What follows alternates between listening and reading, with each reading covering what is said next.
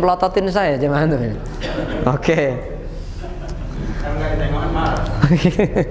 Oke, kemudian ada lagi dari segi lisan.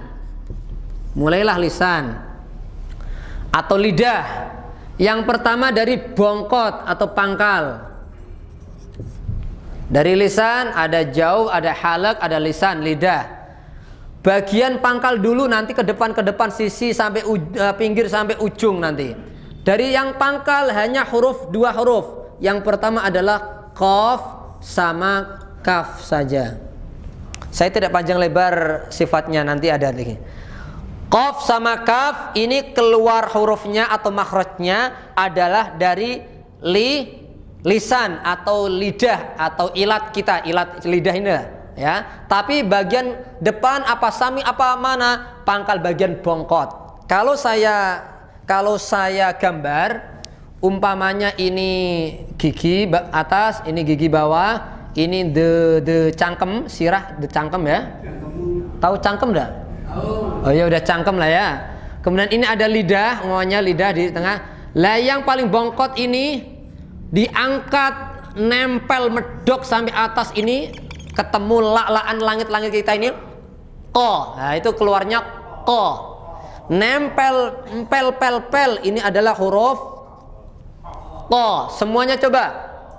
Ko, ko, ki, ku. Kemudian dari ini keluarnya huruf. Kemudian kalau jenengan ke depanin lagi atau diturunin sedikit, ka. Coba ke depan sedikit, tidak sampai ke dalam yang paling dekat-dekat tenggorokan ini, tapi semakin ke depan. Ka. Ka. Lebih ringan mana? Ka. Nah, ketika ringannya kakiku, coba kakiku. Kemudian kakiku. Oke, pastikan nempel yang paling belakang atas persis tenggorokan ini qaf. Kalau didepanin sedikit atau turun sedikit namanya kaf. Berarti qaf sama kaf itu satu makhraj atau tidak? Disebut dekat. Bukan satu tapi sangat berdekatan, hampir sama. Kenapa tadi? Karena kalau qaf adalah lak-lakan persis di atas tenggorokan pangkal, tapi kalau didepanin sedikit kaf. Makanya disebut mutaqarib, dekat sekali. Umpamanya ada alam nakhluqkum dalam surah Al-Mursalat umpamanya. Alam nakhluqkum, qaf nakhluq, kemudian kum keluar. Ini namanya diistilahkan dalam ilmu tajwid nanti idgham mutaqaribin. Kenapa idgham? Artinya idgham kawin, masuk kan kawin biasanya jamaah. Lalu karena ini satu berdekatan, mutaqaribin, berdekatan. Makanya qaf sama kaf dikawinin, idgham mutaqaribin. Ini jauhin jamaah. Kita kembali ke sini. Qaf sama kaf adalah hampir sama tempat makhrajul hurufnya. Dari segi sifatnya, baru kita bahas satu sifat. Qaf sama kaf apakah sama? Manakah yang termasuk jahr? Qaf. Berarti qaf itu keluar nafas atau tidak? Keluar atau tidak qaf? Tidak. Umpamanya falaq.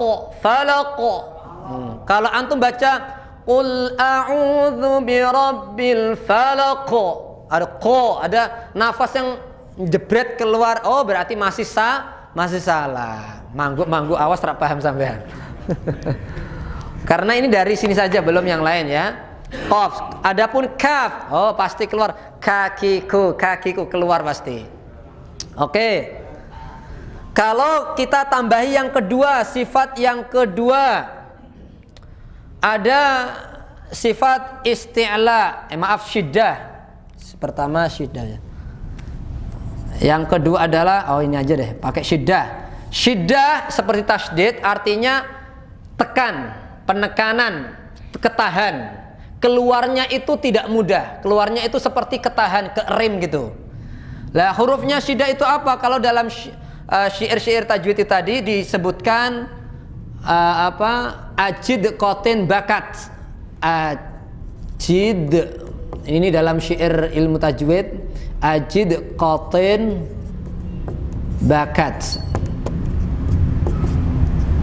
Coba dibaca bersama semuanya jamaah. Ajid, qatin, bakat. Hurufnya berarti kalau kita uraikan apa jamaah? 1, 2, 3 yuk. Bukan alif, hamzah. Hamzah, terus jim, terus dal, terus qaf, apa qaf? Pakai F ya, qaf, supaya untuk menentukan antum baca umpamanya surat qaf ya dibaca qaf pakai fa, jangan qab. Nah, itu menentukan benar salahnya di situ. Latihan kita menguraikan. Setelah itu apa?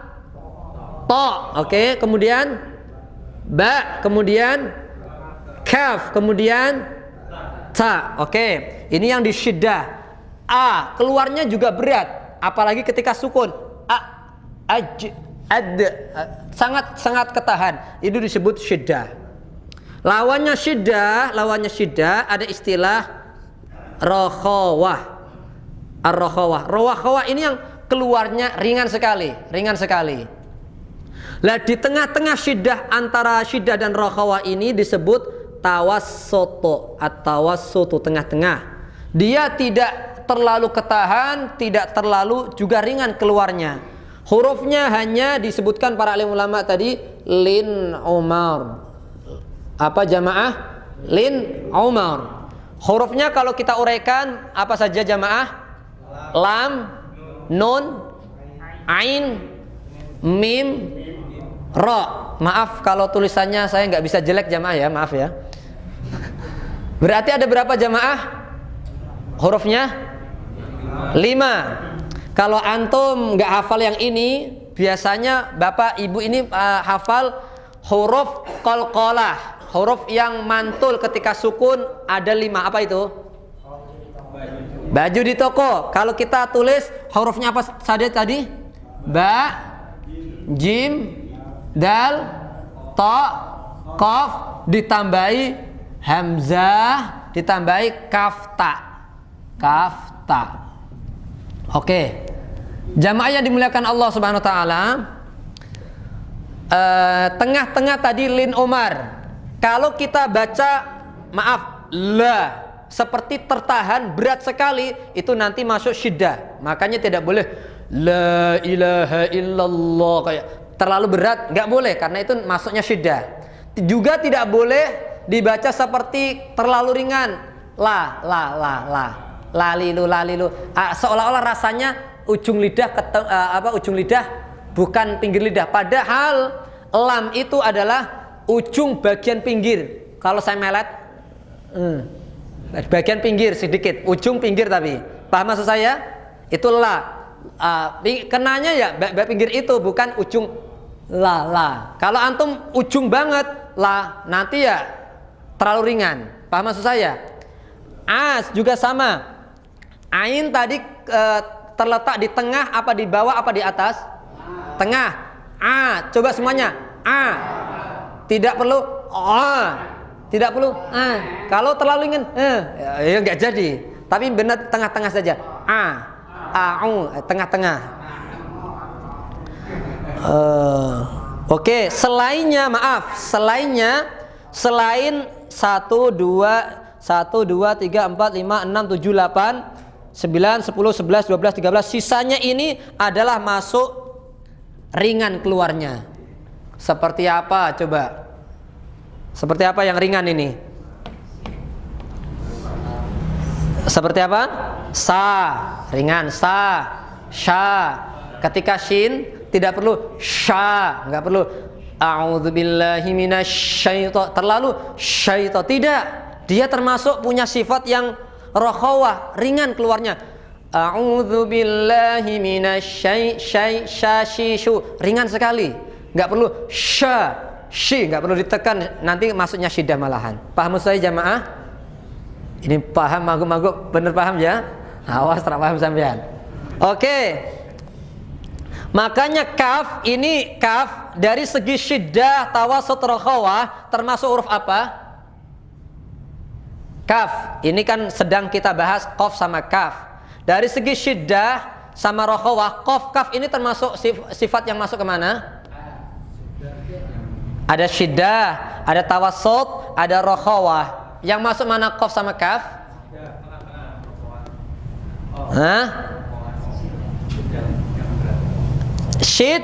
Syiddah ini ajid qatin bakat, ada qaf di sini. Kemudian ada kaf di sini. Oh bener apa yang kotak ini jemaah? Nah, berarti dia termasuk syiddah, keluarnya agak berat, ketahan. Kemudian sukun pun ya ketahan, makanya apalagi ketika kaf.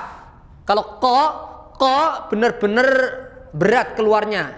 Lah kalau kaf kan lumayan ringan, lebih ringan daripada qaf. Kaki kuka. Makanya sampai ada syair khusus kaf sama ta ketika sukun, maka jagalah, artinya ini saja artinya, jagalah sifat hamas dan syiddahnya. Kaf dari segi jahar hamas termasuk mana? Kafnya hamas karena keluar nafas ka. Kemudian dari segi syiddah tawassut rokhawahnya masuk ke mana? Syiddah. Ketika sukun hati-hati, jangan umpamanya big. Kalau antum terlalu hamas big. Terlalu hamas salah. Kalau antum terlalu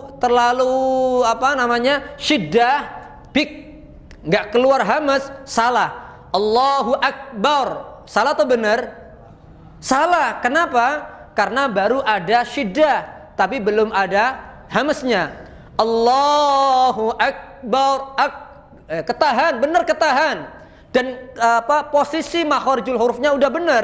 Ka keluarnya di situ, tapi sifatnya baru yang benar syiddah, belum benar hamasnya. Harus ada syiddah, ketahan, kemudian itu harus keluar karena alasannya adalah hamas.